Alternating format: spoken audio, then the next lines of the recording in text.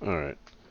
I wanted to make a video because Charles Schwab reported earnings last week, and I was too busy, as I mentioned in the last video, I was too busy with work to make a video about it then. Um, Something I wanted to mention a few months ago, the only financial services company in my portfolio was American Express, and I'll go into a bit later why I'm invested in American Express. Um, but a few months ago, I made the decision that I wanted to add another financial services company to my portfolio. Um, they're lucrative. They're generally lucrative business models, um, and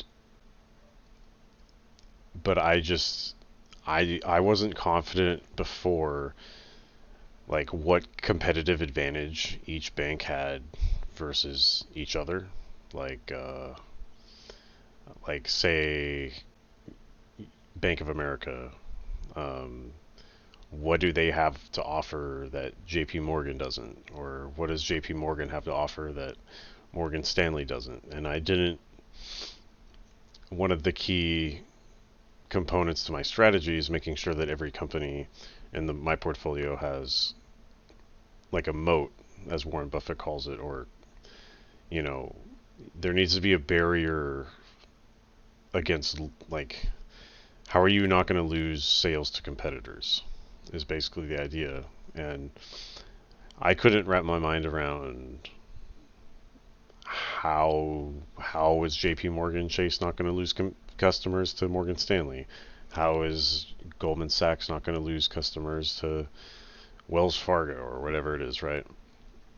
So I still don't understand that. However, I combined a few lessons I've learned over the years to add a second company, a second financial services company to my portfolio, which was Charles Schwab, which is right in front of us now on the screen. Um, and I'm going to discuss why. Um, so, what made me first look into the company, and so I'm going to mention a lesson that I learned from Peter Lynch, a famous investor from the 80s, and he's made a few audiobooks I really recommend. One Up on Wall Street, I believe, is the main one, and Learn to Earn is the second most important one that I learned a lot of just basic business and financial fundamentals from, investing fundamentals. And with um, one of the lessons he teaches you is that you can get one of the main ways you can get an advantage on the market and over even the professionals is to look at your daily life and your professional life, depending on like what industry you're working in, depending on what you're exposed to in your everyday life, you'll notice you'll notice consumer trends. Um, sometimes the rent, like when you start thinking like an investor, you start looking for publicly traded companies all around you. Like even my monitor has the word Dell on it, like a publicly traded company. Like it's all around you. Your iPhone, Apple, um, uh, they're all around you. Like once you start looking for them, and in my one of the you're depending on what your day job is, you can get advantages that other people don't have. Like for instance, I work in the tax industry, and I see the personal financials of a lot more people than most people would see. Um, you know, Information that would normally be private that I get to see. So generally our clients are like upper middle class individuals. They're not like wealthy, but they have enough money to invest. And um, I'll see all sorts of different brokerage accounts. 1099s, they're usually like 1099 brokerage statements. And you can see like how people are invested, how much money they're making from their investments, like assuming they sell. There's some nuances to it. However, My point is that in our firm, the most common brokerage I see is Charles Schwab. And like I'll see JP Morgan, I'll see Wells Fargo, I'll see Fidelity, I'll see LPL Financial, I'll see Morgan Stanley. Morgan Stanley bought out E-Trade, so now sometimes it's Morgan Stanley, sometimes it's E-Trade. So I'll see all of them, but Charles Schwab is the one I see by far the most. Now, that is not that is by far not enough to pull the trigger and invest in the company. It's a lead, like in the sales industry, like the term lead.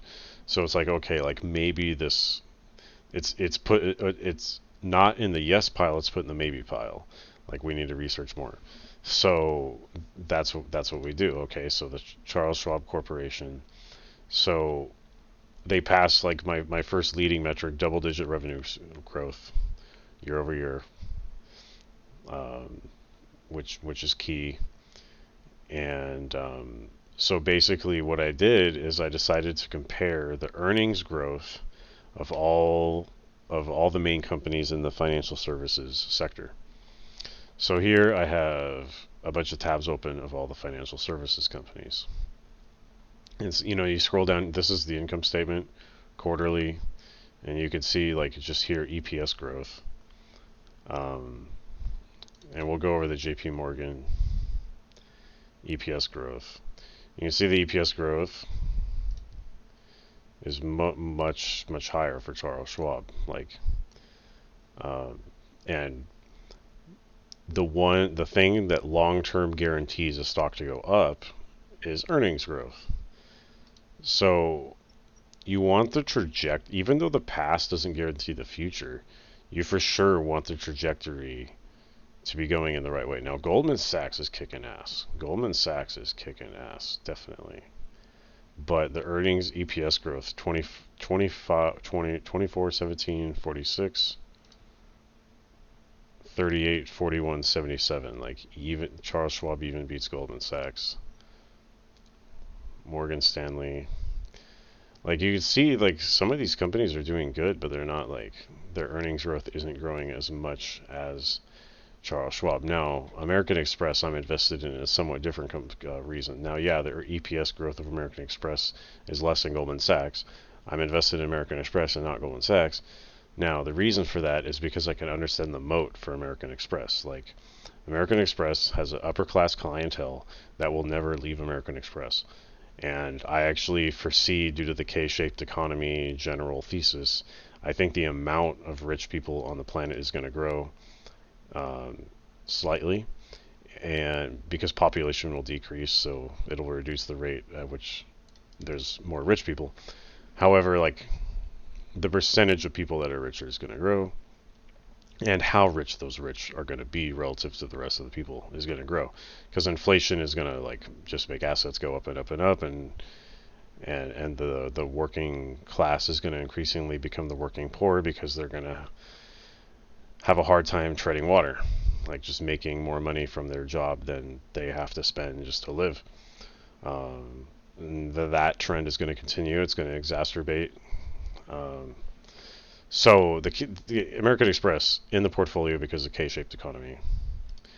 Charles Schwab in the portfolio because I could see, and like through my advantage on my day job, I can see it's being used by more people, more clients than anyone else. And then you could see like financials are really like a numerical measurement of productive activity. And okay, so like where are the financials of the future going to come from? From human activity now, human commercial activity now. And like, so the best predictor of that is like if you can see people using the products and services of certain companies, like with your own eyes, like, and if you see the rate, like if you see the rate either increase or decrease, like, oh, they're spending more money on this, they're spending less money on this, that's something very important to pay attention to as an investor. So, I mean, just going through So the earnings came out for Charles Schwab last week. Um, Revenue is growing, profits are growing, gross margin is incredible, profit margins are incredible. When you look at balance sheet, the main thing I like to look at in the balance sheet is retained earnings, steady growth in retained earnings. Book value is not too horrendously, the ratio is not too horrendous based on the current stock price. Then the cash flow statement, main thing I go to is repurchasing common stock. I mean, this is a really bullish indicator right here because just recently the company themselves decided their own company is undervalued. Probably because of the war scare, probably because all the war shit, it just makes, investors spooked, but the reality is there's a lot of companies on the planet whose earnings are pretty much going to go unfazed. Because of various reasons.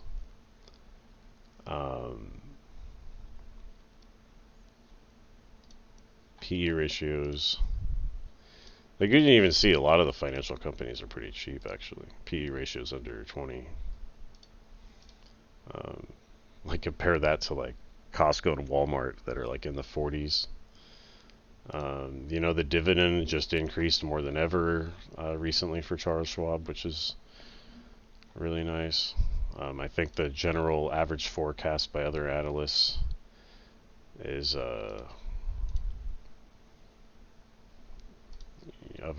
has better performance for Schwab. So yeah,